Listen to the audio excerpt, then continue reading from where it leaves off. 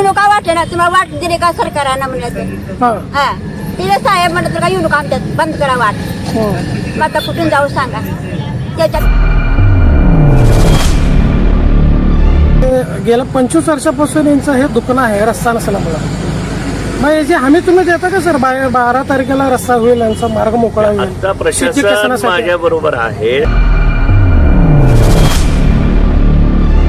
आमच्या सासरे आजी सासरे त्याच रस्त्याने गेलो आम्ही जाता पण हे चालू मला वाटच नाही मग वाट नाही की शेत सरकारनं दिलंय तुमच्यापाशी येऊन बसला होता का करता बघा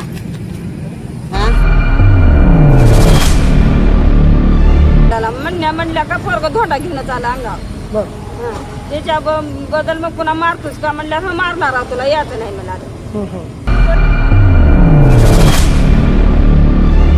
तुमचा आम्हाला मारायला ती झोंडी घेऊन बर हा मारायला पण लिहिलेलं मारायला ती झोंडी घेऊन पाठीचा जुना रस्ता आहे तो खुला करून दिला 12 तारखेला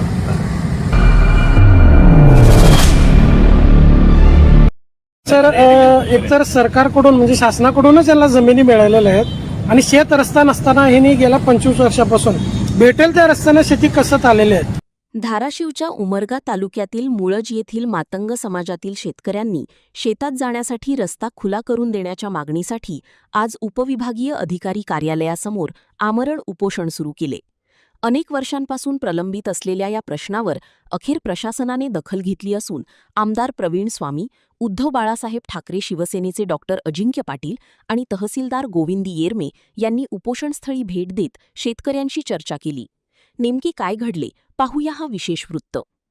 उमरगा तालुक्यातील मुळज गावातील गट क्रमांक 180 मधील शेतकऱ्यांना अनेक वर्षांपासून शेतात जाण्यासाठी रस्त्याचा प्रश्न भेडसावत आहे.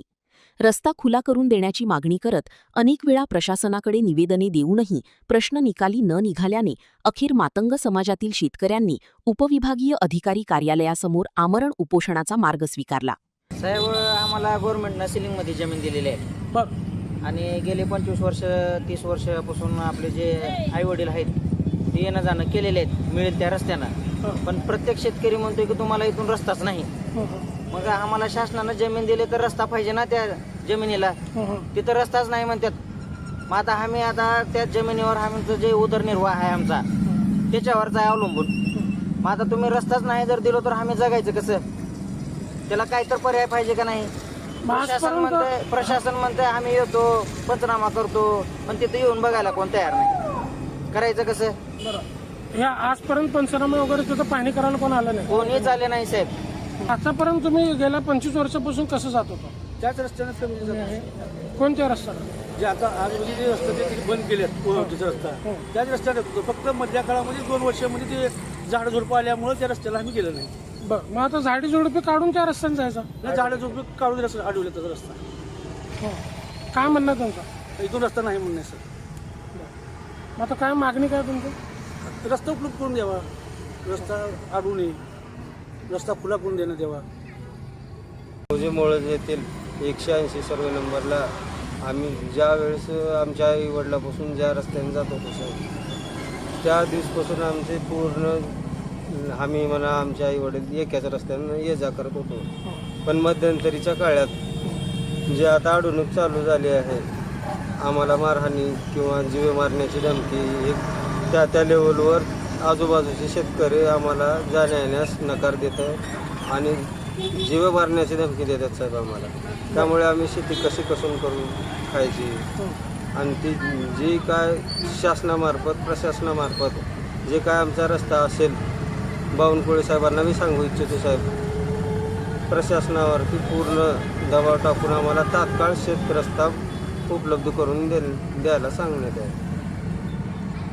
आलं तसंच असंच भांडत बोलत आप्पा दादा होय नाही म्हणत आला आजवर लोटत. बरं हा आता अजिबातच येऊ दे ना. आता करायचं कसं?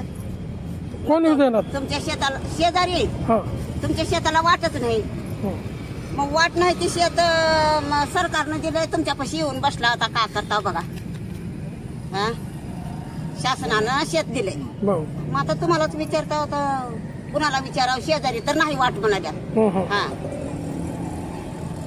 आमच्या सासरे आजी सासरे त्याच रस्त्याने गेलो आम्ही बी आतापर्यंत हे चालू. आता ही अलीकडची पोरं बंद करणार त्याच्यामुळं हे असं अवघड. आता त्यांनी काय म्हणले आमचे पोरं काय म्हणले अवघड होईल म्हणून तुमच्या पेक्षा आले. बरं काय नाही शेताकून आले येताना का म्हणलं इथून यायचं नाही म्हणल्यावर का बरं आम्ही 12 वर्ष इथूनच येत आहोत. तुझा समान काय म्हणलं म्हणलं मी म्हणलं तुझा समान काय आमच्या वाटेने गेला म्हणल्या का पोरग धोंडा घेऊनच आला अंगावर. त्याच्या बदल मग पुन्हा मारतोच का म्हणल्यावर मारणार आहोत तुला यायचं नाही म्हणाले.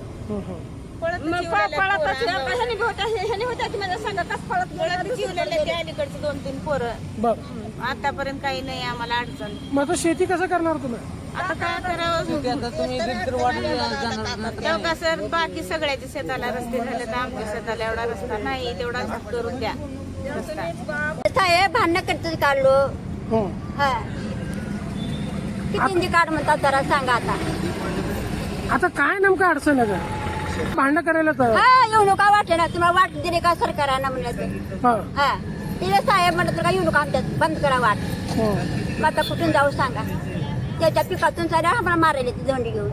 बरं हा मारायला पण लिहिलेलं मारायला ती झोंडी घेऊन म्हाताऱ्या माणसा तर मारा ठार करा गेला म्हणजे. उपोषणाची माहिती मिळताच आमदार प्रवीण स्वामी, शिवसेना उद्धव बाळासाहेब ठाकरे पक्षाचे डॉक्टर अजिंक्य पाटील तसेच तहसीलदार गोविंदी येरमे यांनी उपोषणस्थळी भेट दिली. यावेळी शेतकऱ्यांनी आपली व्यथा मांडत पेरणीपूर्वी रस्ता उपलब्ध करून देण्याची मागणी केली. चर्चेनंतर प्रशासनाच्या वतीने 12 जून रोजी प्रत्यक्ष स्थळ पाहणी करून रस्ता प्रश्न सोडविण्यासाठी आवश्यक कार्यवाही केली जाईल असे आश्वासन देण्यात आले. त्यानंतर उपस्थित मान्यवरांनी उपोषणकर्त्यांना पाणी पाजून उपोषण तुर्तास स्थगित केले. आमदार प्रवीण स्वामी यांनी एनटीव्हीशी बोलताना काय म्हणाले पाहूया.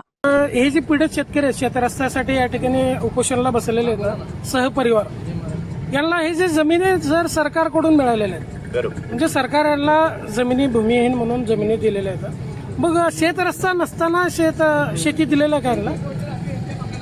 या ठिकाणी मुळज येथील सतीश कांबळे आणि त्यांचे सहकारी जे सर्व मातंग समाजाचे शेतकरी आहेत त्यांना सर्वे नंबर 180 मध्ये शासनानं जमिनी दिलेल्या होत्या. त्यांच्या बाजूला जे शेतकरी आहेत शेतमालक आहेत, पूर्वी 3 मालक होते आणि तिथून रस्ता होता, परंतु आता एकच मालक झाल्यानंतर तिथं रस्ता थोडासा अडवायचा विषय झालेला आहे, अडवणूक झालेली आहे.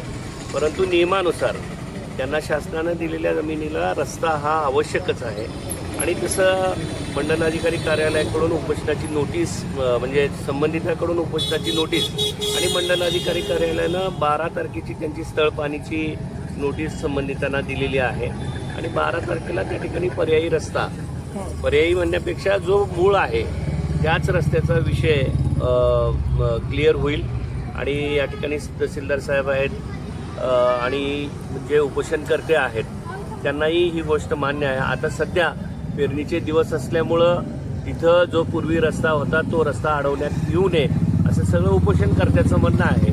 आम्ही देखील प्रशासनाला सूचना दिलेल्या आहेत की जितकं शक्य आहे तेवढ्या लवकर पूर्वीप्रमाणे त्या ठिकाणी वहिवाट त्यांना करून द्यावी. शेतकरी सर ऐकायला तयार नाहीत, म्हणजे गेल्या 25 वर्षापासून यांचं हे दुकान आहे रस्ता नसल्यामुळे. मग याची हमी तुम्ही देता का सर? 12 तारखेला रस्ता होईल, यांचा मार्ग मोकळा होईल. आता प्रशासन माझ्या बरोबर आहे, सन्माननीय तहसीलदार आहेत, आमचे सगळे नेते आहेत, मंडल अधिकारी आहेत, त्या ठिकाणी तलाठी आहेत, उपोषणकर्ते आहेत. यांच्या समोर हा विषय क्लिअर करून आपल्याला दिला जाईल की जो वहिवाटीचा जुना रस्ता आहे तो खुला करून दिला जाईल 12 तारखेला. दरम्यान एनटीव्हीने उपोषणस्थळी भेट देऊन शेतकऱ्यांच्या अडचणी जाणून घेतल्या. अनेक वर्षांपासून न्यायाच्या प्रतीक्षेत असलेल्या या शेतकऱ्यांच्या मागण्यांकडे आता प्रशासन कितपत गांभीर्याने पाहते याकडे सर्वांचे लक्ष लागले आहे.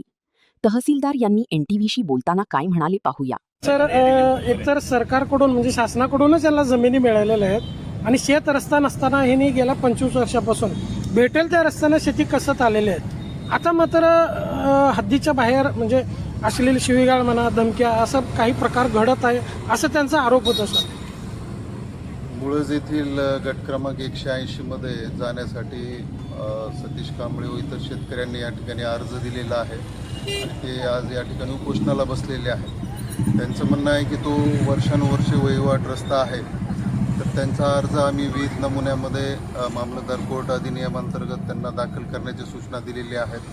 12 तारखेला आम्ही त्या ठिकाणी स्थळ पाहणी ठेवलेली आहे आणि निश्चितच शेतकऱ्यांना रस्ते मिळणं अत्यंत आवश्यक आहे.